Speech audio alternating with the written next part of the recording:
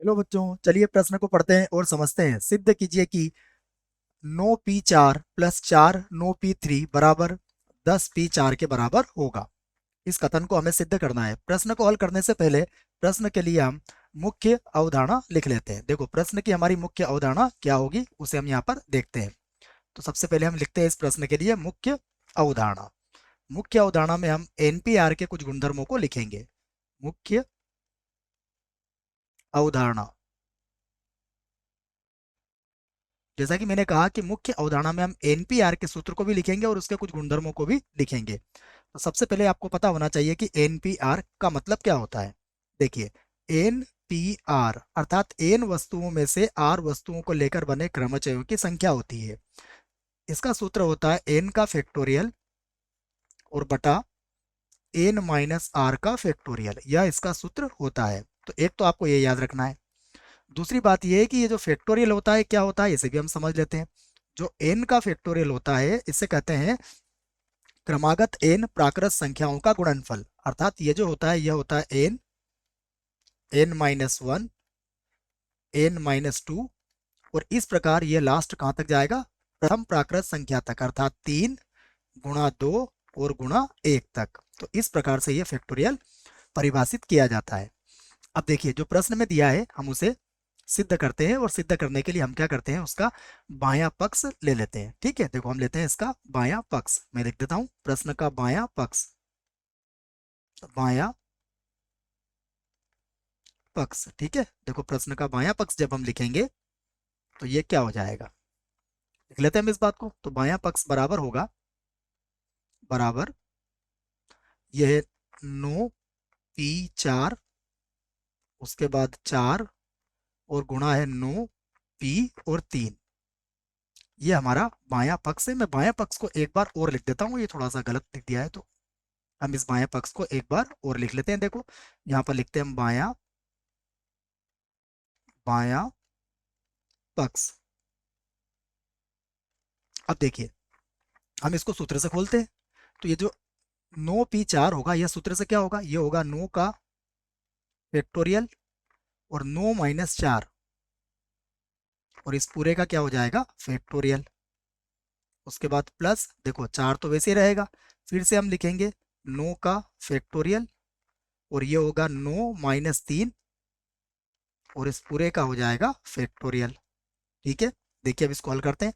तो यहाँ से हमें क्या मिलेगा उसे भी लिख लेते हैं हम। देखो, 9 का फैक्टोरियल हम वैसे ही लिख देंगे और बटा 9 में से 4 गया तो क्या बचेगा, 3।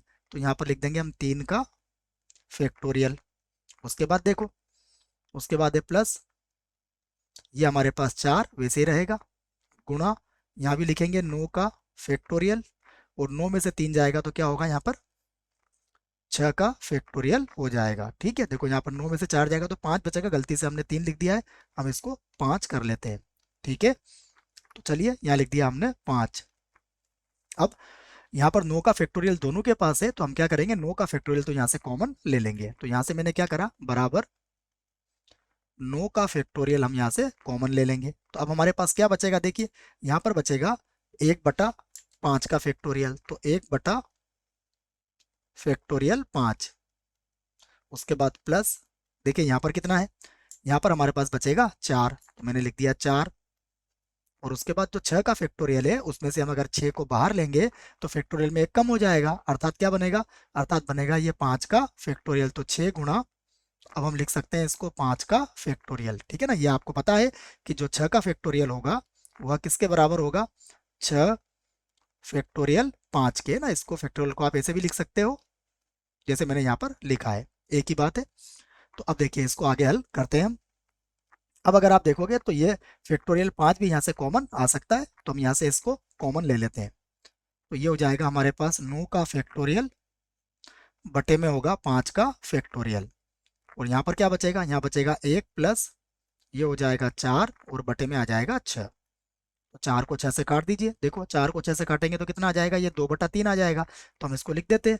देखो ये कट जाएगा 2 बार और ये कट जाएगा 3 बार। अब हम इसका लघुत्तम लेके इसको हल कर लेते हैं। तो देखो अब इसका लघुत्तम आएगा तो ये तो होगा 9 का फैक्टोरियल बटा 5 का फैक्टोरियल और जिसका लघुत्तम लेंगे तो 3 आएगा। तो 3 से आप 3 और 2 5 हो जाएगा, तो ये हो जाएगा 5 और बटे में आ जाएगा 3। अब देखिए हमें क्या लेके आना है, हम देखते हैं, हमें लाना है 10p4 लेके आना है। और 10p4 को अगर हल करोगे तो क्या आएगा, ये होगा 10 का फैक्टोरियल और बटे में 10 में से 4 जाएगा तो 6 का फैक्टोरियल। अर्थ ये हुआ कि हमें यह लेके आना है। तो अब देखिए हम क्या करें, यहाँ पर हम क्या करते हैं, इसमें 2/2 का गुणा कर लेते हैं, जिससे कि हमारा उत्तर आ जाएगा। तो 9 का फैक्टोरियल हम लिखेंगे और गुणा 5, और मैं इसमें 2 का गुणा कर दूंगा। उसके बाद देखिए यहाँ पर है 5 का फैक्टोरियल, गुणा में कितना है 3, और इसमें भी क्या करूंगा मैं 2 का गुणा कर दूंगा।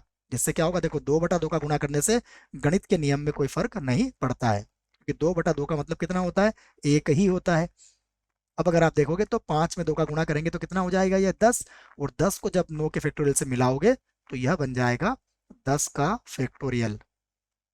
और इसी प्रकार मैं कहूंगा 3 का 2 से गुणा करोगे तो कितना आएगा, 6, और 6 को जब 5 के फैक्टोरियल से लिखोगे तो ये हो जाएगा 6 का फैक्टोरियल। मैं इस बात को भी यहाँ पर आपको समझा देता हूँ अच्छे से कि यह कैसे आया है। देखिए हम इस बात को जानते हैं कि यह होगा 10 और फिर गुणा में होगा 9 फैक्टोरियल, तो यह किसके बराबर हो जाएगा, 10 फैक्टोरियल के बराबर हो जाएगा। उसी प्रकार हमारे पास है यहाँ पर, हम इस बात को समझ सकते हैं कि जो 6 का फैक्टोरियल होगा वो किसके बराबर होगा, 6 और गुणा 5 के फैक्टोरियल के।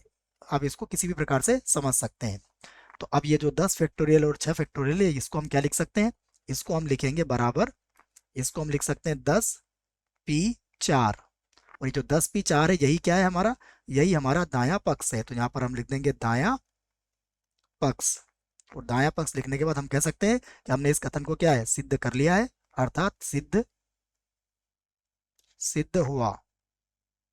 आशा करता हूं बच्चों आपको इस प्रश्न का उत्तर समझ में आया होगा। धन्यवाद।